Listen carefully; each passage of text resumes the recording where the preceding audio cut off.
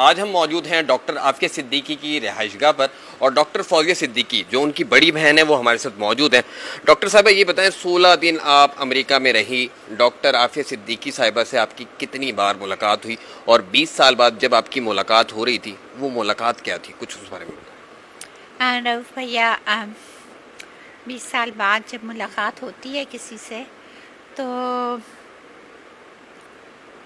مطلب کوئی جیسے کچھ دن بعد بھی آ رہا ہوتا ہے یا سال کے بعد باہر ہوتے ہیں آ رہے ہوتے ہیں تو سب سے پہلے کیا کرتے ہیں ایئرپورٹ پہ کیا ہم فون اٹھا کے بات کرنے لگتے ہیں اس سے یا گلے لگتے ہیں سب سے پہلے، مطلب الفاظ نہیں ہوتے اور جتنا زیادہ عرصہ ہوتا ہے نا اتنا زیادہ الفاظ کم ہوتے جاتے ہیں اور بس آپ کا دل چاہتا ہے آپ گلے لگا کے چومیں یا یہاں 20 سال کا عرصہ۔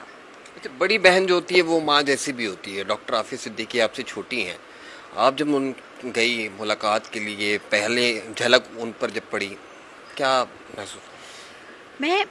ہمیں پہلے اندر کر دیا تھا کمرے میں تو ہم سمجھ گئے کہ یہاں لے کے آئیں گے، تو مجھے باہر سے نا آواز آئی، وہ آواز عافیہ کی تھی، ایک دم میں چونکی ہوں اور میں یوں اٹھی ہوں تو ایک دم وہ سامنے والے کمرے میں جہاں شیشہ تھا اس کے سامنے وہاں انہوں نے عافیہ کو اندر دھکیلا۔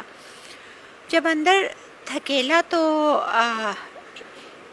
آواز سے تو میں پہچانی ہوں، میں ایک دم لپکی اس کی طرف، تبھی اس کا چہرہ یوں تھا اور وہ ایک دم سے مڑی ہے، اس نے دیکھا مجھے، لمحے بھر کی اس کی آنکھوں میں ایک چمک سی مجھے نظر آئی اور میں بالکل ہکا بکا ہو گئی۔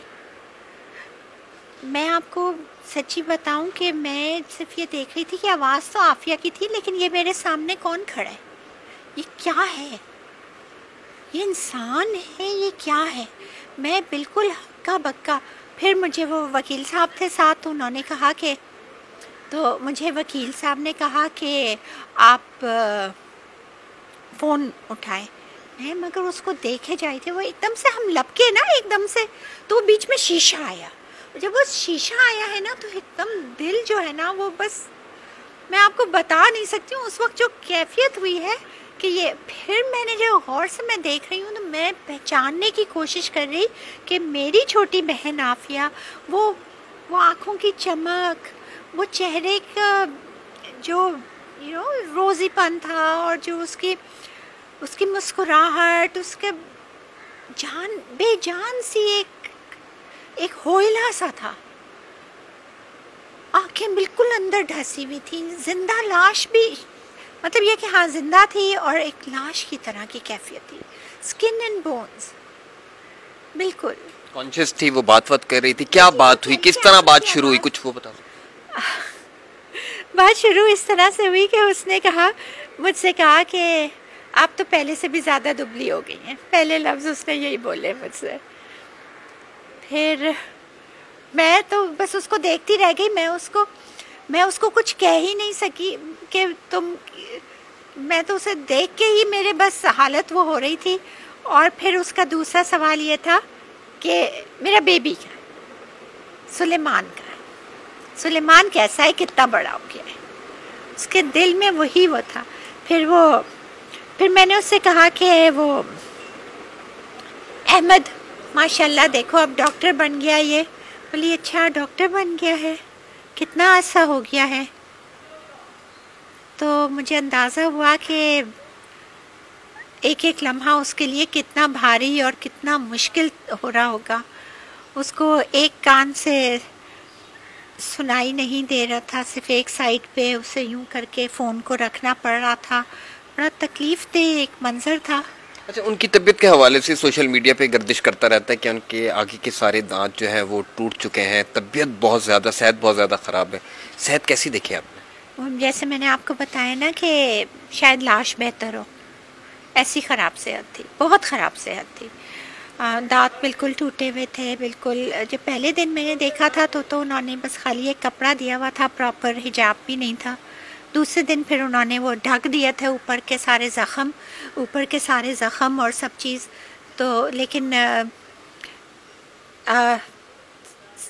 مطلب یہ ہے کہ کہنے کا مقصد یہ ہے کہ کبھی کبھی مجھے یہ لگتا ہے کہ کاش میں نہیں ملی ہوتی ہے، یہ مجھے لگ رہا ہے کہ صرف عافیہ کی اذیت نہیں بلکہ مجھے بھی اذیت دینے کے لیے کیا گیا۔ میرا مقصد عافیہ کو یہاں لے کر آنا، میں اتنے عرصے سارا یہ سب کچھ کر رہی، عافیہ کو وطن میں اس کو میں ملی، لیکن میں نے کیا نشستن گفتن برخاستن میں اس کو اسی حال میں چھوڑ کے اس کی کم از کم کچھ کنڈیشن بہتر کرتی. یہ سب چیزیں پاکستان کے اختیار میں ہیں. پاکستان اگر چاہے تو سب کچھ کر سکتا ہے، لیکن پاکستان نے ابھی تک نہیں کیا ہے. میں امید کرتی ہوں کہ اب کرے، چونکہ یہ پہلا قدم بھی اسلام آباد ہائی کورٹ کا اٹھایا ہوا قدم تھا، جس کے نتیجے میں یہ ہوا. تو میں سمجھتی ہوں کہ انشاءاللہ کورٹ ہمارا ساتھ دے گا، انصاف کا ساتھ دیتا ہے کورٹ. اور ہمارے جو ہیں وزیر خارجہ وہ خود انٹرسٹ لیں، پرسنل انٹرسٹ، چونکہ اب یہ ان کی ایک طرح سے ساکھ کا معاملہ ہو گیا ہے. اچھا مجھے بتائیں، سینیٹر مشتاق بھی آپ کے ہمراہ تھے، ان کے لائر جو ہیں کلائف اسمتھ وہ بھی ساتھ تھے. تو آپ نے کیا آبزرو کیا کہ کس طرح ان کی رہائی ممکن ہے؟ وہ کیا راستہ اختیار کیا جائے جس سے جلد از جلد جو ہے وہ ڈاکٹر عافیہ صدیقی صاحبہ رہا ہو جائے؟ جی بالکل، دیکھیں سینیٹر صاحب پاکستان کے ایک سینیٹر ہیں، ان کا اپنا ایک بہت بڑا مقام ہے، اور وہ بھی ملے ہیں عافیہ سے، اور انہوں نے خود یہ حالت دیکھی ہے. اور صرف میرے کہنے کے وہ نہیں ہیں، وکیل بھی ساتھ تھے. اور لیکن جہاں بھی امریکہ میں جن سے بھی ملاقات ہوئی ہے، نتیجہ یہ ہوا ہے کہ اصل پہلی چابی جو گھمانی ہے وہ پاکستان نے گھمانی ہے، اسلام آباد نے گھمانی ہے، وزیر خارجہ بلاول زرداری صاحب نے گھمانی ہے، وزیر اعظم شہباز شریف نے کرنی ہے، زرداری صاحب نے کرنی ہے. یہ کی پلیئرز ہیں. کیا یہ کریں گے جو اس وقت حکومت میں ہیں لوگ، انکلوڈنگ یہ مولانا صاحب فضل الرحمان صاحب؟ اٹ از امپیریٹیو کہ اگر وہ کچھ غیرت رکھتے ہیں اور جو وہ کلیم کرتے ہیں کہ ہم بہت وہ ہیں، تو یہ اس وقت ان کا سب کا امتحان ہے. اور یہ میرے خیال سے ان کا، خاص کر بلاول صاحب کا، تو یہ ان کا ایک سیاسی ساکھ کا معاملہ ہے. اور میں ان سے یہ کہوں گی کہ اگر بی بی زندہ ہوتی تو کیا عافیہ وہاں بند ہوتی بھی یا نہیں؟ یہ ان کی ماں کی ایک مان رکھنے کی بات ہے کہ کیا اپنی ماں کے مان بھی رکھتے ہیں؟ جو بھٹو اپنے نام پہ اپنی ماں کے اس پہ لگایا ہے، کیا اس کی کوئی مان بھی ہے یا نہیں؟